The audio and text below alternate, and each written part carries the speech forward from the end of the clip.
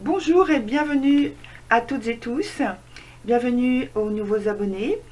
Nous revoici ensemble pour le premier quartier du 27 juillet 2020 et l'article que j'ai écrit à cette occasion s'appelle Agapé. Juste avant, je vous précise que les photos concernant le tirage au sort pour le jeu tarot pour gagner une consultation gratuite sont à la fin de la vidéo si vous voulez voir si vous avez gagné, si vous avez participé. Voilà, donc j'en reviens tout de suite à l'article en question pour aujourd'hui et je vous lis son contenu. Voilà plusieurs semaines que nous avons à faire avec les sempiternelles et mêmes questions obsédantes en lien avec les aspects astrologiques de Jupiter, Pluton, Saturne, rétrograde toutes les trois, en Capricorne, Mars, la Lune noire apogée en conjonction en Bélier et carré aux trois autres planètes que j'ai citées juste avant. Et puis, donc Neptune, rétrograde aussi, qui est en sextile aux trois planètes que j'ai citées en tout premier, qui sont en Capricorne et qui sont rétrogrades aussi. Nous avons un besoin de croissance dans le domaine où se trouve le trio des trois planètes lentes rétrogrades qui continuent de progresser en nous interpellant sous différents angles de notre vie. C'est une revue complète dans les moindres détails. C'est nous, ou les répercussions de changements de grande ampleur qui se produisent et impactent notre quotidien. Donc tout ça c'est en lien bien sûr, vous avez compris, avec l'actualité de cette année 2020. Et donc qui sur le zodiaque est en opposition, donc le signe du Capricorne, en opposition avec le Cancer et surtout donc Mercure qui se trouve dans le signe du Cancer. Alors je vous remontre la petite carte du zodiaque. Je vais essayer de bien la placer tout de suite pour que vous puissiez voir le mieux possible. Alors voilà. Je pense que là, ça y est. Donc en bas, vous avez les trois planètes lentes. En haut, là, en suivant le trait rouge, vous avez donc l'autre planète qui est en opposition. Donc c'est Mercure. Et puis dans le T carré, puisqu'il y a deux carrés, ici en Bélier, vous avez donc la Lune noire et Mars. Alors je vais soulever, voilà, la lune pardon, et oui, ici en Bélier, la Lune noire et Mars, je ne me suis pas trompée, et parce qu'à l'envers c'est pas facile à lire. Et de l'autre côté en Scorpion, alors en Scorpion, voilà, la Lune et l'ascendant. Donc tout ça sont des points dont je vais parler. Voilà, je reprends. Donc on en était au signe du Cancer, donc où se trouve Mercure. Donc une nouvelle organisation, alors rationnelle ou intellectuelle, des rapports et échanges est en cours de réalisation. En opposition, soit nous nous retrouvons devant une situation extériorisée, soit cette séparation se produit en nous. Nous pourrions avoir des difficultés à admettre, percevoir la résurgence de mémoires ou de souvenirs, d'états psychologiques liés à l'enfance ou des situations concrètes qui nous remémorent certaines croyances ou principes conditionnants se représentant. Mais c'est pour les évacuer. Donc on reprend conscience, peut-être qu'on les revit directement, mais c'est pour les évacuer. Non pas juste en se dire, alors ouvrez les guillemets, j'ai trop mal, je ne veux pas me souvenir de ça, ou des circonstances dans lesquelles j'ai vécu ce type de choses. Ou alors, le formuler autrement, mais accepter sa représentation, c'est-à-dire C'est le but de ce cycle de nouvelle lune du 20 juillet 2020, souvenez-vous. Alors, nous laisser, cette nouvelle lune, nous laisser la possibilité de renaître en ayant déposé nos fardeaux et nos démons intérieurs. À cause d'eux, nous nous sommes écartés de nos idéaux, enfin certains d'entre eux. Et c'est le moment opportun de leur redonner vigueur et réalité maintenant, lors de ce premier quartier.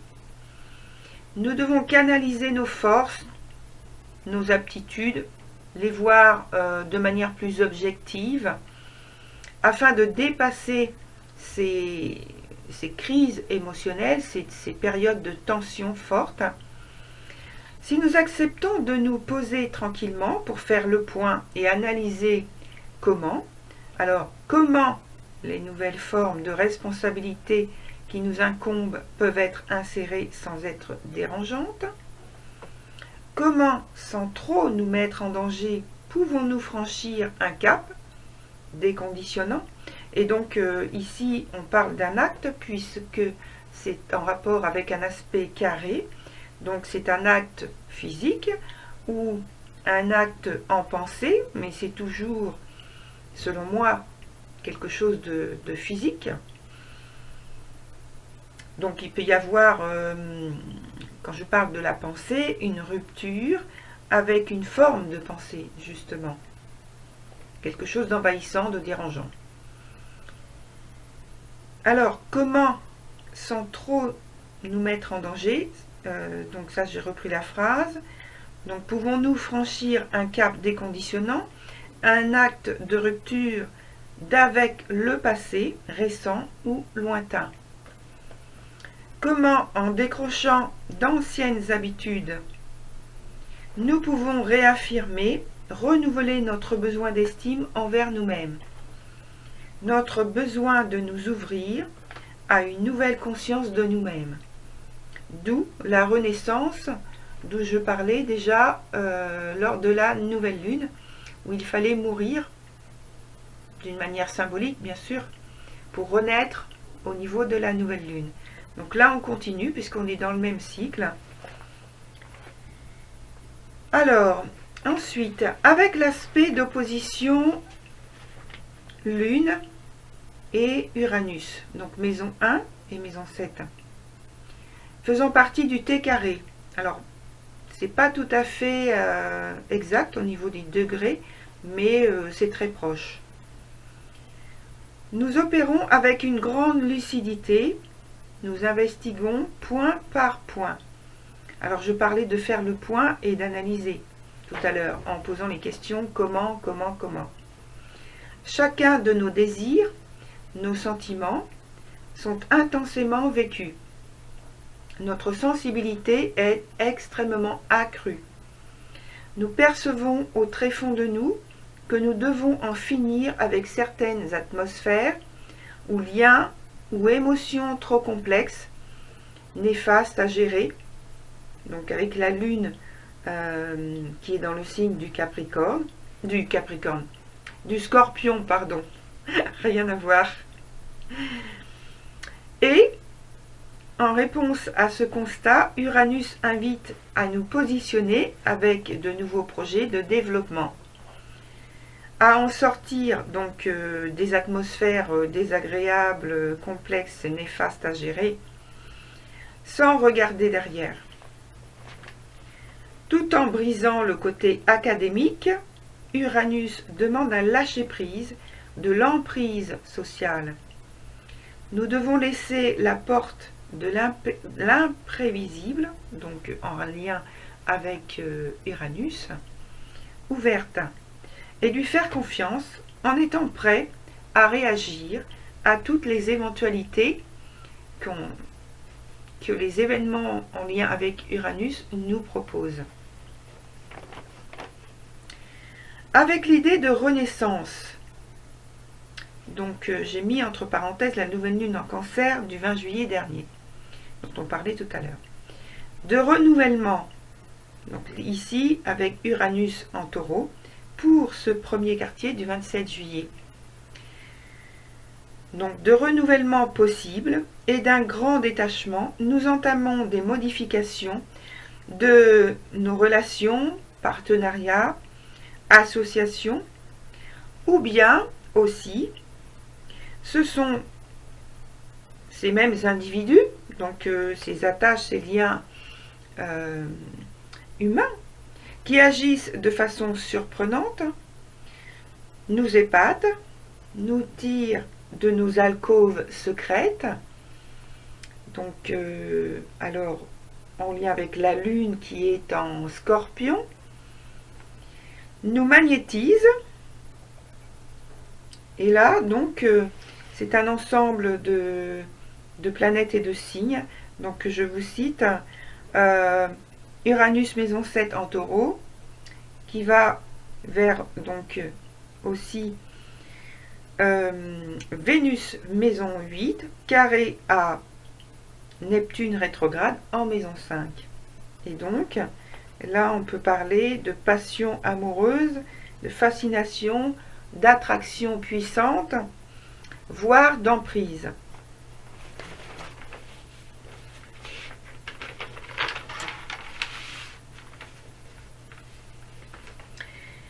Je passe maintenant à Neptune qui est carré à Vénus. Alors c'est un lâcher-prise des anciens fonctionnements relationnels et adoption de nouveaux modes de relation, nouvelles expressions culturelles avec un rapprochement des individus de cultures différentes, comme en cas de ce que l'on appelle les flammes jumelles, dans les caractéristiques.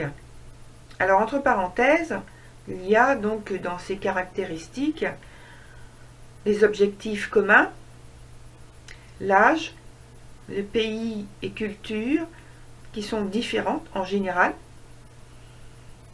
etc. etc. Donc c'est ce qu'on retrouve assez souvent. Il y a obligation ou contrainte de collaboration au collectif, dans un collectif plus vaste, donc je parle au point de vue de la société, d'un pays, donc de collaboration internationale, intergénérationnelle. Les anciennes formes de rapprochement, de vision que nous pouvions avoir sont dissoutes intégralement au profit de l'autre forme dont je viens de parler. Neptune rétrograde trigone à Mercure. Ainsi, une nouvelle organisation intellectuelle, rationnelle, d'échange et partage de concepts prend place petit à petit, sans face à face cette fois, puisque c'est par trigone, aspect beaucoup plus harmonieux que l'opposition. Sans amoindrir la nécessité de l'opposition, c'est-à-dire que par le fait de l'opposition, il y a création d'un volonté, en tout cas, d'un cadre social à former ou exprimer ce qui est vu, ce qui a vu le jour en nous quelque temps avant, quelques semaines ou quelques mois avant, ça dépend de la vitesse des planètes. En outre, le processus suit son cours par l'aspect de Jupiter, Pluton et Saturne rétrograde qui sont sextiles à Neptune rétrograde également. Comme on l'a déjà vu, tout est passé en revue dans notre vie de manière intégrale et sous divers angles. Nous devons nous mettre dans le rythme du nouveau diapason social, individuellement et collectivement. Alors, je vais rajouter un point supplémentaire par rapport à la pleine lune du 3 août prochain, puisque au niveau zodiacal, les aspects sont sensiblement pareils, sauf bien sûr la lune qui a changé de place. Je vous remontre donc celle De toute façon, je vous ai mis les deux en comparaison au début de la vidéo pour ça. Mais bon, j'aime bien essayer de vous remettre en mémoire en vous montrant, parce que c'est vrai que c'est pas facile d'en parler sans avoir la vision. Donc voilà. Donc ça, c'est pour le premier quartier du 27 juillet. Et puis, vous avez celle-ci, qui est pour le 3 août, la pleine lune. Alors, voilà, la pleine lune. Vous voyez que c'est pratiquement la même chose. La lune a changé de place. Bon, le zodiaque est légèrement tourné, puisque là, on a pour le 3, c'est le 3 août, hein, oui, c'est ça. Pour le 3 août, alors attendez, que je mette bien à une hauteur visible. Pour le 3 août, on a le signe du Sagittaire en ascendant avec la queue du dragon dedans. Voilà, dans le rond rouge. Et puis, si vous regardez pour le 27 juillet, on a toujours donc la queue du dragon, bien sûr, mais c'est au niveau de l'ascendant, c'est le scorpion avec la lune dedans. Donc, c'est pas très très loin. Il y a toujours le T carré avec la lune noire et Mars. Et voilà, il y a très très peu de changements. Donc la partie supplémentaire que je rajoute est en lien avec bien sûr le mouvement de la Lune. Et donc car il n'y aura pas d'article pour la pleine lune du 3 août, puisque je vais faire le spécial célibataire. Et j'espère justement le mettre en ligne à ce moment-là. Donc je préfère me concentrer dessus dès maintenant. Voilà, c'est dit. Comme vous pouvez le voir, donc les deux zodiaques que je vous ai montrés. Voilà. Alors la Lune est en Verseau. Donc la maison de Uranus. Puisque Uranus est en carré à la Lune.